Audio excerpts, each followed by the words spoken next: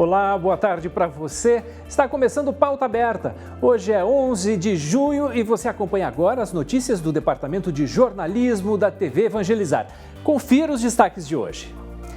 A Fiocruz divulga um novo boletim e alerta que o cenário atual da pandemia ainda é de alto risco. No Amazonas, começou a testagem de passageiros no Porto de Manaus com o objetivo de monitorar e conter a disseminação da Covid. A Organização Mundial da Saúde aponta que, mesmo depois de curadas do coronavírus, algumas pessoas podem apresentar sintomas durante muitos meses. E na nossa coluna sobre empregabilidade, tem dicas de como se comportar em uma entrevista de emprego. Fique aqui comigo que o Pauta Aberta está no ar. Em novo boletim divulgado pela Fiocruz, um alerta. O cenário atual da pandemia é de alto risco, exigindo muita atenção e prudência. O relatório aponta que o número de casos diagnosticados de Covid-19 mudou pouco nas últimas semanas, o que mostra que a transmissão do vírus permanece alta. Houve uma ligeira queda no número de mortes, mas os leitos de UTI em boa parte do país continuam com taxas altas de ocupação. Entre os dias 31 de maio e 7 de junho, que é o tempo da análise desses dados, 20 estados e o Distrito Federal estão com leitos de UTI para adultos com ocupação igual ou maiores que 80%. A Fiocruz já vem observando que o perfil dos pacientes internados é cada vez mais jovem, o que, de acordo com os pesquisadores, pode justificar o tempo maior de internação nos hospitais. Com esse panorama, o boletim destaca a necessidade de medidas em várias frentes para enfrentar a pandemia nas próximas semanas. São ações que diminuam a transmissão do vírus, como o uso de máscaras e distanciamento social, necessárias até que a maior parte da população esteja vacinada. O relatório também recomenda que sejam tomadas medidas que aliviem a sobrecarga no sistema de saúde, que é importante tanto para evitar as mortes por Covid-19, quanto para garantir o atendimento à população em geral. O vídeo gravado pela atriz Leandra Leal viralizou nas redes sociais. A iniciativa da atriz mostra a forma como as máscaras funcionam de barreira física para as micropartículas que se dissipam no ar e que podem transmitir o coronavírus. O vídeo foi publicado nas redes sociais na semana passada, concomitante à divulgação de um estudo produzido por pesquisadores da Universidade Federal do Rio Grande do Sul, em parceria com outras duas universidades e com a Secretaria Municipal de Saúde de Porto Alegre. Os pesquisadores analisaram os impactos do uso da máscara e do distanciamento social em 1.396 pessoas. A conclusão é de que o uso de máscaras reduz em 87% a chance de infecção por SARS-CoV-2. O estudo também mostra que as pessoas que aderem de forma moderada a intensa ao distanciamento social têm entre 59% e 75% menos chances de contrair o vírus. Fica aí a importância de que todos mantenham o uso da máscara. Isso porque os especialistas também alertam para o risco de reinfecção, mesmo entre quem já se vacinou ou já contraiu Covid. No Amazonas, a Fundação de Vigilância em Saúde, em parceria com a Anvisa, iniciou testagem de passageiros no Porto de Manaus. O objetivo é monitorar e conter a disseminação da Covid. São disponibilizados testes do tipo antígeno e RT-PCR. O resultado sai em até 15 minutos. A meta é testar 30% da população que desembarca diariamente no local. Os viajantes do Pará e de Rondônia fazem parte do público-alvo para a aplicação dos testes gratuitos. As equipes convidam os passageiros para a realização do exame ainda no portão de desembarque. Inicialmente, é aplicado o exame do tipo antígeno. Se após 15 minutos o exame der positivo, o passageiro é orientado a realizar um segundo teste do tipo RT-PCR para detectar se o vírus se encontra ativo no organismo. Com esse resultado positivo, a gente também orienta esse viajante a manter o isolamento por 14 dias, procurar atendimento médico para orientação e tratamento se for necessário e também identificamos os contatos diretos. Para o comerciante Gerson Farias, que teve o teste negativo, a iniciativa do governo do estado é válida. Eu jamais esperava, receber um teste assim, ainda mais grátis, Vai ser ótimo isso que estão fazendo aqui no Porto. Além do Porto de Manaus, equipes da FVS e da Anvisa também estão realizando a testagem gratuita no Aeroporto Internacional Eduardo Gomes. Mesmo depois de curadas, pessoas infectadas pelo coronavírus podem apresentar sintomas que duram por vários meses. A Covid prolongada ou persistente é um dos temas que preocupam pesquisadores e membros da Organização Mundial da Saúde. Sempre teve uma vida ativa, com prática regular de meditação e atividade física. Depois que foi infectada pelo coronavírus há 5 meses, muita coisa mudou. Mesmo depois de curada, o cansaço e a falta de ar continuam. Eu desço, vou até lá embaixo na farmácia, volto já cansada, com falta de ar, né?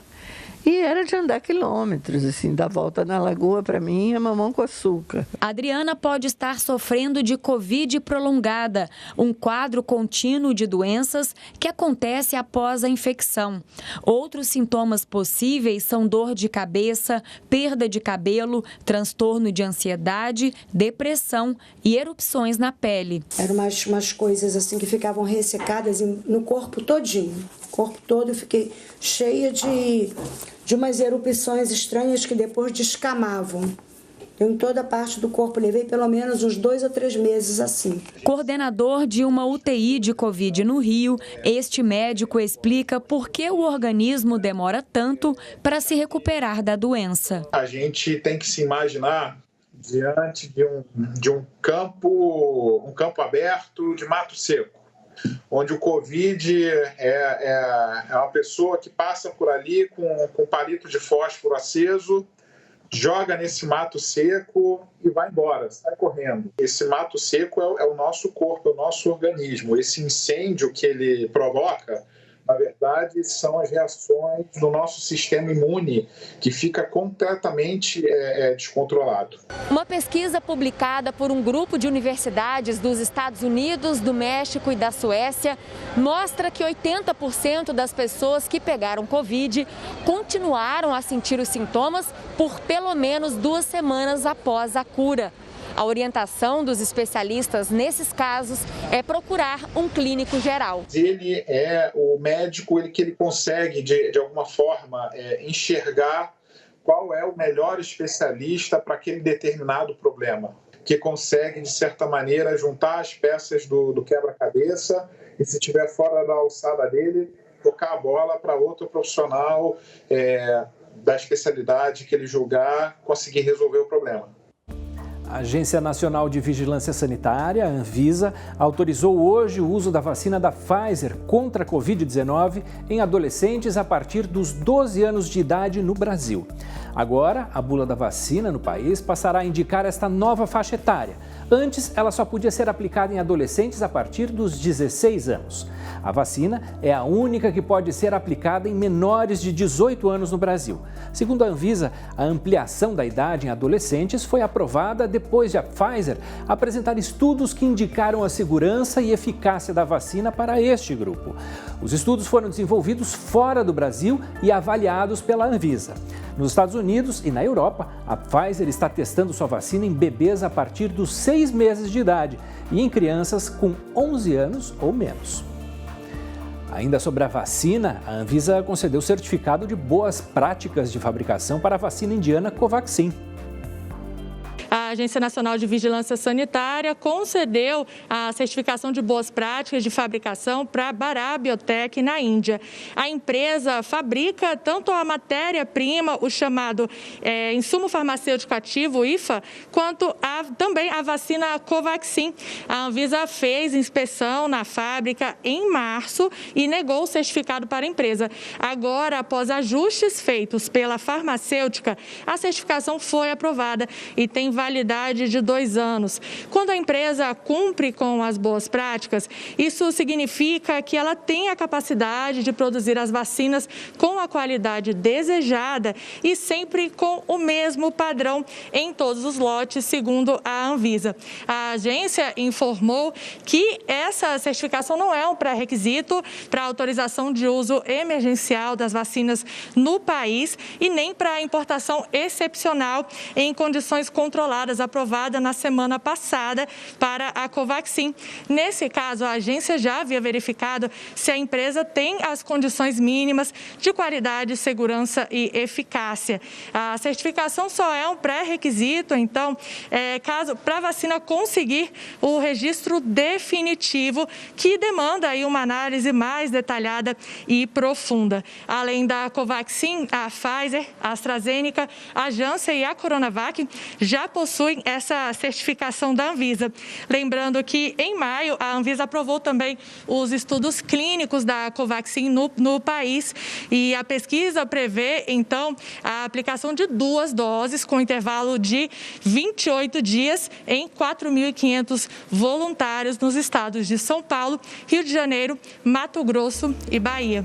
Um estudo com lactantes imunizadas com a Coronavac, vacina desenvolvida pela farmacêutica chinesa Sinovac, em parceria com o Instituto Butantan, apontou a presença de anticorpos contra o novo coronavírus no leite materno das voluntárias. Em 50% dos casos, esses anticorpos permaneceram no leite durante 4 meses. As amostras de leite foram coletadas antes da imunização e nas semanas seguintes a primeira dose e a segunda. Também foram analisadas amostras de 4 meses após a vacinação, totalizando 9 coletas.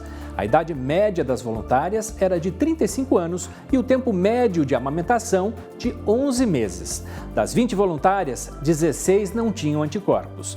Depois da vacinação, todas as 16 mães tiveram altos níveis da imunoglobulina específica para o coronavírus.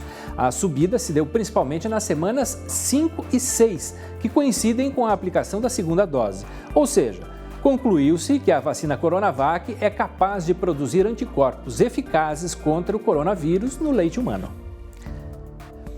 Depois do intervalo tem o nosso quadro sobre empregabilidade e hoje tem dicas de como se comportar em uma entrevista de emprego. Eu volto já.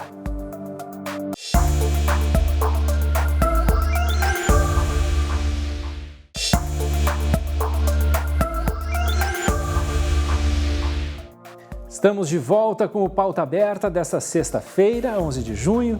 Eu sou Fabrício Binder e agradeço a sua companhia e audiência. Sexta-feira é dia do nosso quadro sobre empregabilidade e hoje tem dicas de como se comportar em uma entrevista de emprego. Confira.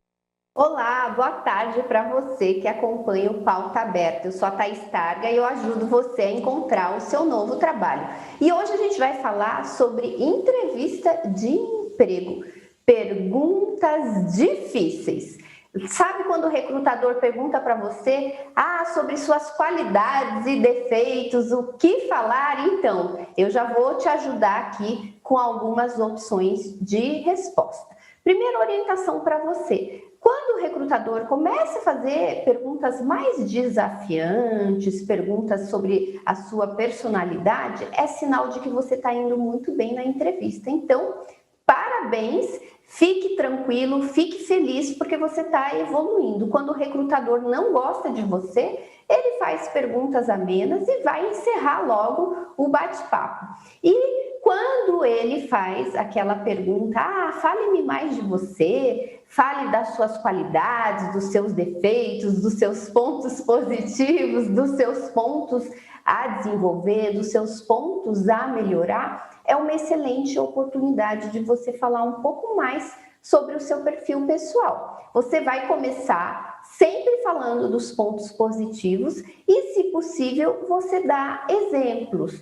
Então, você pode dizer, eu sou uma profissional que tenho facilidade de comunicação, eu gosto de me comunicar, me sinto bem quando estou apresentando, quando estou numa reunião e tenho que apresentar resultados. Inclusive, na última empresa na qual eu trabalhei, eu era responsável por apresentar os resultados no meu setor na reunião mensal. Ponto. Você falou de um ponto seu, de uma característica e exemplificou. É como se você estivesse levando o recrutador e o recrutador estivesse vendo você ali na ativa, mostrando que você tem aquele ponto positivo.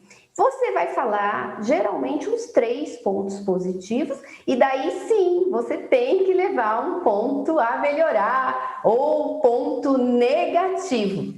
E nessa hora, você vai falar de pontos como, de repente, eu sou uma profissional mais tímida, ou eu sou ansioso, ou eu sou uma profissional com uma autocobrança muito grande. Não dá para você, de repente, estar sendo contratado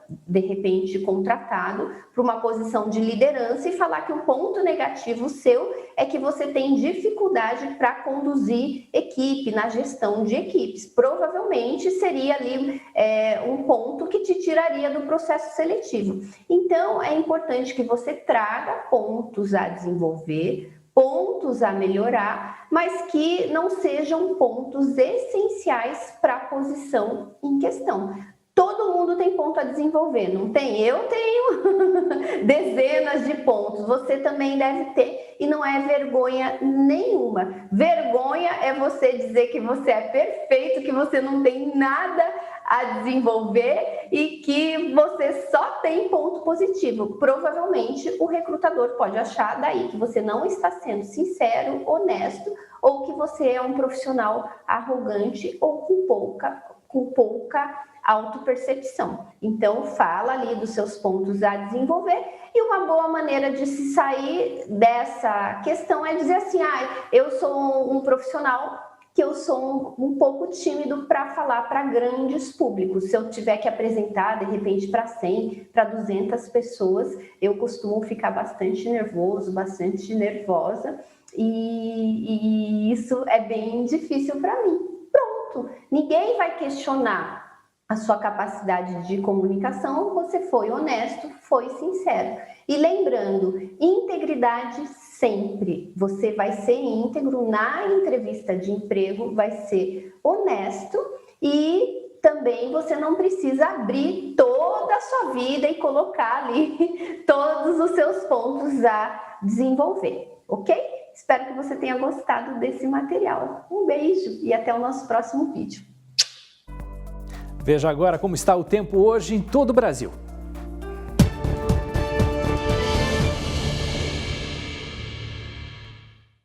Nesta sexta-feira, o avanço de uma grande frente fria continental vai provocar pancadas de chuva em várias áreas do país.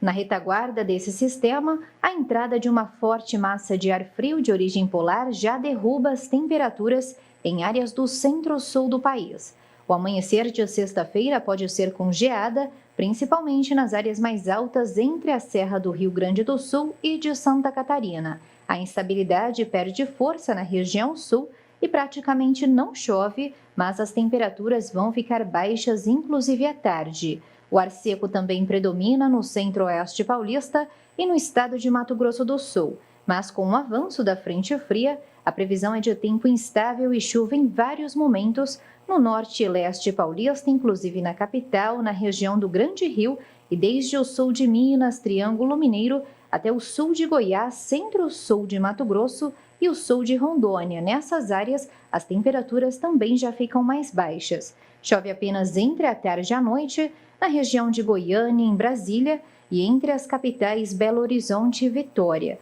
O tempo vai continuar seco no centro-norte mineiro, em praticamente todo o interior do Nordeste e entre o estado do Tocantins e o sul do Pará. A circulação de ventos ainda pode provocar chuva passageira entre as capitais Salvador e Fortaleza. O tempo permanece bastante instável nas capitais São Luís, Belém e na região de Macapá. O risco para queimadas nesta sexta-feira vai ficar muito alto, especialmente em áreas do sertão nordestino, no centro-oeste da Bahia, norte de Minas, até em áreas do norte de Goiás e também sobre o estado do Tocantins. A mínima prevista é de apenas 10 graus em Porto Alegre e a máxima não passa dos 17. Em Salvador, mínima de 21, máxima de 28 graus. Luiz Henrique é um jovem morador de uma ocupação no centro de São Paulo. Entre tantos alunos de um programa social, Luiz teve descoberta a capacidade excepcional para lidar com programas de informática. A oportunidade necessária para que alguns dos seus sonhos se aproximassem mais da realidade. No hotel abandonado no centro de São Paulo, moram Luiz Henrique e 230 famílias. É um prédio onde nem o sol bate por igual. Aqui onde pouca coisa chama atenção, Luiz se tornou celebridade assim que os professores que atuam nesse projeto social perceberam que o aluno estava pronto para ensinar.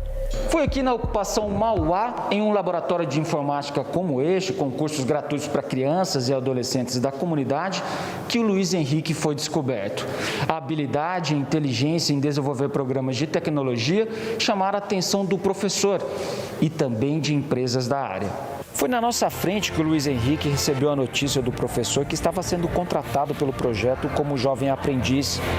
O próximo passo também está garantido. Daqui a 2 anos, quando completar 16, Luiz Henrique vai assumir uma vaga de estágio em uma empresa como desenvolvedor de programas. Talento, não só pela capacidade dele de aprendizado, mas a forma com que ele se dedica, a forma com que ele estuda. Ele presta muita atenção, ele volta ao vídeo, ele assiste de novo, ele pede ajuda e ele sempre entrega mais do que a gente espera. O futuro dele, eu espero mais muito grande. Ele só pensa alto. Luiz Henrique abraça de onde veio, respeita as raízes, mas sabe que pode alcançar muito mais. Eu já pensei mais ou menos, né? Eu quero trabalhar também, criar aplicativos que podem ajudar as pessoas e jogos também para entretenimento. E eu também queria, talvez, ir para os Estados Unidos, trabalhar lá e vir visitar a família também, se der tudo certo. O Pauta Aberta está terminando. Lembrando que hoje tem a live Arraiá do Seu Vigário, a partir das 7 da noite. Não vai perder, hein? A gente se encontra de novo na segunda, depois do Vida em Foco. Até lá!